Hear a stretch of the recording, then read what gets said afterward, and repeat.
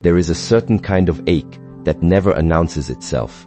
It doesn't show up as a bruise or a scar anyone can point to. Instead, it settles quietly in the chest and only speaks up in the dead of night, when the house is silent and there's nothing left to distract you from it. This is the ache of being wounded by someone you trusted with your whole heart.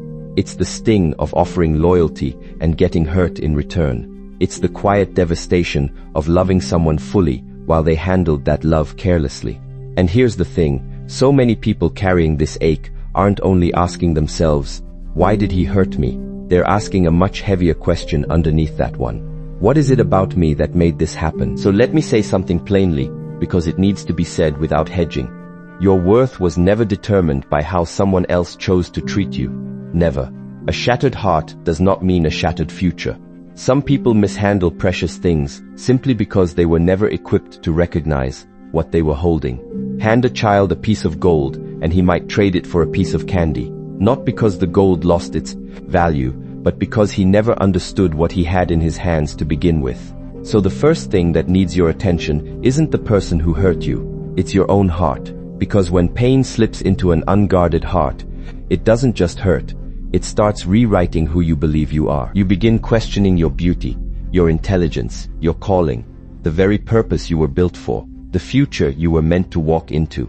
That's the real danger here, letting one person's failure become the sentence that defines the rest of your life. Listen closely to this part. Not every fight needs to be fought face to face. Some of the greatest victories come not from confrontation, but from quiet separation. Sometimes winning looks like choosing your own peace over the need to be understood. If someone keeps hurting you again and again, ask yourself honestly, is this correction? Or is this destruction? Real love corrects. It doesn't crush. It might challenge you, push you, even discipline you at times, but it will never strip away your dignity. It will never leave you feeling like nothing. This is where boundaries come in. Boundaries are not cruelty. They are not arrogance. They are wisdom in action. If you keep leaving the door to your heart open for someone who keeps walking in and causing damage, you're not being loving. You're neglecting yourself. And here's something worth sitting with. Forgiveness doesn't automatically mean the door stays open. You can forgive someone fully and still choose to close that door. You can let go of the bitterness while still protecting your own peace. A lot of people equate strength with staying, enduring anything and everything without complaint. But that's not always true strength. Sometimes, real strength looks like walking away with tears streaming down your face while still holding your dignity intact. You were never meant to be anyone's emotional punching bag. You were never meant to exist somewhere you're merely tolerated. You were made for spaces where you are valued, respected, and honored, nothing less. So to anyone listening who has been hurt by someone they loved, don't rush to shrink or reshape yourself just to hold on to that person. If someone needs you to become smaller to fit into the space they've made for you, they were never going to appreciate the fullness of who you actually are anyway. Let your healing take its time and be deliberate. Heal fully before diving into something new. Heal before making decisions that will outlast the pain that's driving them. Pain has a voice of its own, and if you don't learn to quiet it, it will start making choices for your future without your permission. Give yourself the time to rebuild who you are. Remember who you were before the hurt reshaped you. Spend real time with your faith. Spend time reconnecting with your sense of purpose. Surround yourself with people who breathe life into you rather than draining it out. And understand this, not every person will hurt you the way this one did. Don't let a single painful chapter convince your heart to turn itself into a locked, guarded prison. Pain is meant to teach you wisdom, not build walls tall enough to block out your own destiny. The right person for you will never leave you confused about where you stand. They will never make you beg for basic respect. They will never make you feel like loving you is some kind of burden they've reluctantly carrying. And until that season of your life arrives, focus on becoming whole. Become strong. Become steady and at peace. Become someone who doesn't need outside validation to already know their own worth. Because once you truly know your worth, you stop negotiating with pain altogether. My hope for you is this, that every wound you've carried becomes wisdom. That every tear eventually turns into strength. That every betrayal sharpens into clarity instead of bitterness. and that you never again shrink your own value just to hold on to someone who has grown comfortable, causing you pain. You are not defined by what happened to you. You are defined by who you decide to become in its aftermath. And you are far stronger than you currently believe. Protect your heart before you try to fix anyone else. Guard your own heart before you try to repair the person who broke it. Because so often, when pain comes from someone we love, our very first instinct isn't self-protection, it's repair work. We want to understand them. We want to rescue them. We want to help them grow, help them change, help them finally see the value we bring. But hear this clearly. A heart that is bleeding cannot perform surgery on anyone else. When your own emotions are wounded, your judgment weakens, your boundaries blur, your sense of identity becomes something you're willing to negotiate away. This is exactly where so many people lose themselves, not because they're weak, but because they're compassionate without any protection around that compassion. There's a dangerous belief floating around that real love means enduring anything without limits. But true wisdom teaches us that even love requires structure and boundaries to survive. When you stop guarding your heart, you start absorbing words that were never meant to define you in the first place. You start carrying guilt that was never yours to carry. You start shouldering responsibility for someone else's brokenness as if it were your job to fix it. And slowly, without even noticing it happening, you start adjusting who you are just to avoid conflict. You laugh less, you speak up less, you stop dreaming as big, you dim your own light, not because you're becoming humble, but because you're quietly becoming smaller and smaller. Guarding your heart means paying attention to patterns, not just promises. Anyone can say sorry in the heat of the moment. Anyone can cry when they sense they're about to lose you. Anyone can promise to change once the consequences start closing in. But patterns are what reveal the truth. When you guard your heart properly, you give yourself permission to pull back and actually watch someone's actions unfold over time, rather than just reacting to their emotional moments. Because pain that keeps repeating itself is no longer an innocent mistake. It's a pattern, and patterns deserve to be taken seriously. So many people rush to fix others simply out of fear of losing the connection altogether. But understand this deeply. Connection without safety isn't love. It's a kind of emotional bondage. If you constantly find yourself anxious, confused, or emotionally unstable because of how someone treats you, your heart is not safe in that space. And when your heart isn't safe, you cannot love freely. You can only survive. Love built on survival isn't real love at all.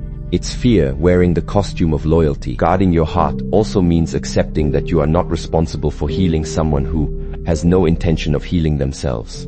You're allowed to support someone's growth, but you were never meant to become their emotional oxygen supply. When someone depends on you to manage their anger, their insecurity, their jealousy, or their disrespect, that isn't love.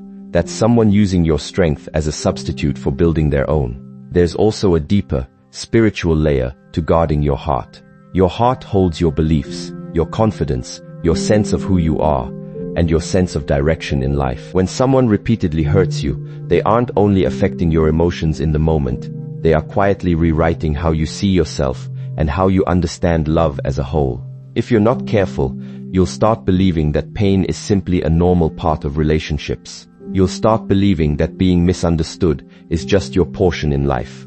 You'll start believing that suffering is somehow the price of being loved. But guarding your heart isn't about turning cold or distant. It's about becoming wise and intentional with who gets access to you. It's about knowing exactly when to open up fully and when to step back and simply observe. It's about understanding that access to your heart is a privilege, not something anyone is automatically entitled to. And privileges like that are only sustained through respect, consistency, and genuine emotional responsibility from the other person. Sometimes guarding your heart will feel isolating. When you stop overgiving, some people will accuse you of changing. When you stop tolerating disrespect, some will call you prideful. When you stop chasing validation from others, some will label you distant or cold. But often, growth simply looks like distance to the people who used to benefit from your lack of boundaries. When you guard your heart properly, you give yourself the space to heal the right way. You give yourself room to hear your own thoughts without outside noise drowning them out. You give yourself the chance to remember your value without someone constantly putting it into question. And in that quiet space, something begins to shift. Clarity starts to grow. Strength begins returning to you. Your sense of identity starts rebuilding itself, piece by piece. And a kind of emotional steadiness settles into you, like a piece you had honestly forgotten you were even entitled to feel. Forgiveness doesn't mean reopening the door. Forgiveness does not require you to grant continued access to your life. So many of us were taught growing up that if we truly forgive someone, we must return everything to exactly how it was before the hurt occurred. But real, genuine forgiveness is about releasing the poison from inside your own heart, not about reopening every door that led you into pain in the first place. Forgiveness is a form of internal freedom. It was never meant to be external permission for someone to come back in. It is absolutely possible to forgive someone completely and still recognize that having them present in your life isn't safe for your peace, your growth, or your sense of self. One of the most common emotional traps people fall into is confusing kindness with automatic access. Having a good heart does not mean everyone on earth deserves a permanent seat in your life. When you forgive someone who hurt you, you are choosing to release bitterness, anger, and any desire for revenge from your spirit. You're choosing not to carry emotional weight that will slowly eat away at your joy over time. But forgiveness does not erase memory. It doesn't cancel out the wisdom you gained from the experience. It doesn't undo natural consequences either. If someone has shown you repeatedly that they cannot be trusted to handle your heart with care, forgiveness doesn't obligate you to keep handing them fresh opportunities to hurt you all over again. So many people return to situations that hurt them because they feel guilty about creating distance. They mistake distance for hatred. But distance can just as easily be wisdom. Distance can be healing. Distance can be genuine protection. You are allowed to sincerely wish someone well while also deciding that their role in your story has come to an end. That isn't cruelty. That's emotional maturity in action. Sometimes the kindest thing you can do for yourself is step outside of cycles that keep breaking you down piece by piece. When forgiveness gets misunderstood, people find themselves trapped inside painful emotional loops. They forgive. The other person apologizes. Things feel better for a short stretch of time. And then, without fail, the same behavior resurfaces. Each time this cycle repeats itself, the pain cuts even deeper because hope was invested into it. Hope is a powerful thing, but hope without any real change quickly becomes its own form of emotional torment. Forgiveness was never meant to be used as a free pass for someone to avoid growing. If a person knows you'll forgive them endlessly regardless of whether their behavior changes, they may never feel any real urgency to become better. Forgiveness also doesn't obligate you to keep explaining yourself over and over. Some people will try to manipulate your kindness by asking for endless second chances, drawn-out emotional conversations, or guilt-laced discussions designed to wear you down. They might bring up your shared history. They might remind you of old promises. They might try to make you feel like protecting yourself is some form of betrayal. But protecting your own peace is never a betrayal of anyone. Your emotional health matters. Your stability matters. Your ability to wake up each morning without a knot of anxiety in your chest matters deeply. There's real strength in quiet forgiveness, the kind that happens privately in your own heart, without any announcement, without drama, without needing the other person to even understand or acknowledge it. Because forgiveness was never meant to be a performance for anyone else to witness. It's a release, plain and simple. It's choosing to live free of the emotional chains tied to someone else's actions and choices. You also need to understand that access to your life should be earned through consistency, not through apologies alone. Anyone can say the word sorry. Anyone can cry out of fear of losing you. But consistent respect, consistent honesty, and consistent emotional responsibility over time, these are the real proof that someone has actually changed. And if those things remain absent, forgiveness doesn't mean you're obligated to keep offering your heart, your time, and your vulnerability up again. Sometimes you'll forgive someone and still feel a wave of sadness when you remember what happened. That's completely normal. Forgiveness doesn't erase the emotional memory of an experience. It simply removes that pain's power to control your future decisions.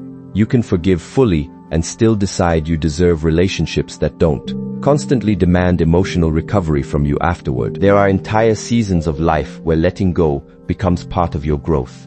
Not because you hate the person, not because you're seeking revenge, but because you've finally understood that your own peace holds real value. Peace tends to grow exactly where respect is present, and it withers wherever respect disappears. When respect is missing, peace simply cannot survive for very long. And when your peace is constantly disrupted, your spirit grows tired, your confidence weakens, and your ability to love freely starts to suffer real damage. Know your worth, so you stop negotiating with pain. When you don't fully grasp your own value, you begin accepting things that slowly chip away at you. You start normalizing disrespect as if it were simply normal. You start making excuses for bad behavior on someone else's behalf. You start lowering your own standards just to keep a person in your life. And here's the dangerous part. This rarely happens all at once.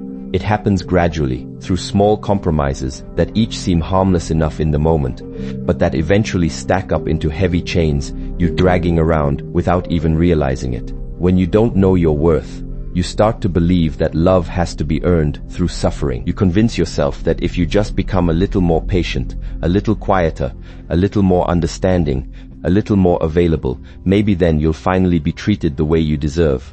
But real love was never meant to require you to abandon yourself in the process. Real love doesn't grow in soil where you're constantly having to prove you're worthy of basic respect. When you truly understand your own worth, you come to know that love should feel safe rather than confusing. It should feel steady rather than unpredictable. It should feel respectful rather than humiliating. Many people find themselves negotiating with pain simply out of fear of being alone. Loneliness has a way of making unhealthy situations feel more bearable than empty space. But there's a real difference between being alone and being emotionally abandoned while sitting right next to someone. When a person continually hurts you, dismisses your feelings, or makes you doubt your own value, you are already experiencing a form of emotional loneliness. Staying doesn't fix that. Sometimes it only deepens it further. Knowing your own worth means recognizing that you are not some option to be picked up and set down, depending on someone else's mood. You are not temporary comfort for anyone. You are not an emotional backup plan. You are not someone who only gets valued when you happen to be useful. Your presence, your time, your love, your loyalty, all of these are genuinely valuable things. And valuable things are never handed out freely to people who don't know how to handle them with care. When you truly know your worth, you stop chasing validation from others. You stop needing constant reassurance just to feel secure in yourself. You stop letting someone else's mood dictate your own inner peace, because your value becomes something internal, something stable, something that doesn't shift depending on who stays and who eventually walks away. And this shift changes how you respond to pain entirely. Instead of asking, how can I fix this person? You start asking, is this situation actually healthy for me? There is real power in emotional self-respect. Self-respect means listening to your own discomfort instead of pushing it aside. It means paying close attention when your spirit feels heavy around certain people. It means trusting yourself enough to step back the moment something feels wrong, even if you can't fully explain why yet. Your intuition often senses danger long before your logic can put it into words.